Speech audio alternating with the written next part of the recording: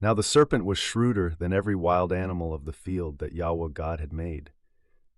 The serpent said to the woman, "Did God really say, 'You must not eat from any tree of the garden'?" The woman said to the serpent, "We may eat fruit from the trees of the garden, but about the fruit of the tree that is in the middle of the garden, God said, 'You must not eat from it, and you must not touch it, or you will die.'" The serpent said to the woman, "You will not certainly die, for God knows that on the day you eat from it, your eyes will be opened, and you will be like divine beings, knowing good and bad." The woman saw that the tree was good for food, pleasing to the eyes, and desirable for gaining wisdom. She took some of its fruit and ate. She also gave some to her husband, who was with her, and he ate. Then the eyes of both of them were opened, and they knew that they were naked. So they stitched fig leaves together and made waist coverings for themselves.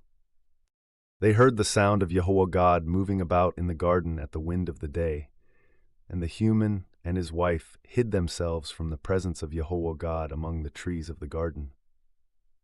YHWH God called to the human and said to him, "Where are you?"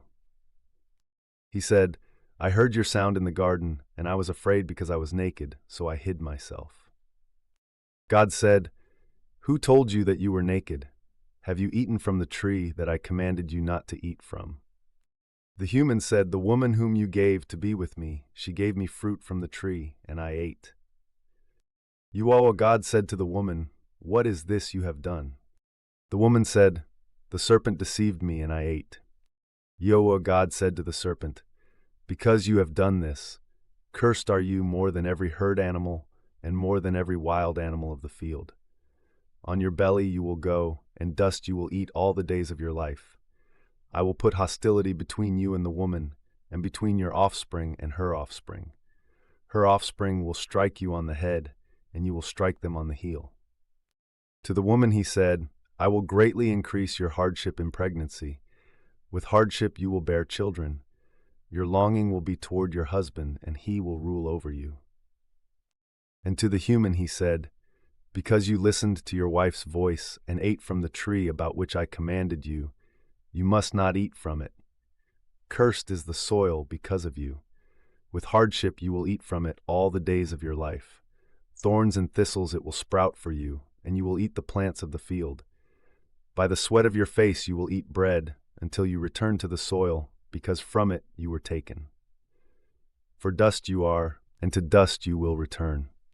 The human named his wife Eve, because she became the mother of all living. YHWH God made garments of skin for the human and his wife, and clothed them. Then YHWH God said, "Look, the human has become like one of us, knowing good and bad. Now he must not be allowed to reach out his hand, take also from the tree of life, eat, and live forever." So YHWH God sent him out from the Garden of Eden, to work the soil from which he had been taken.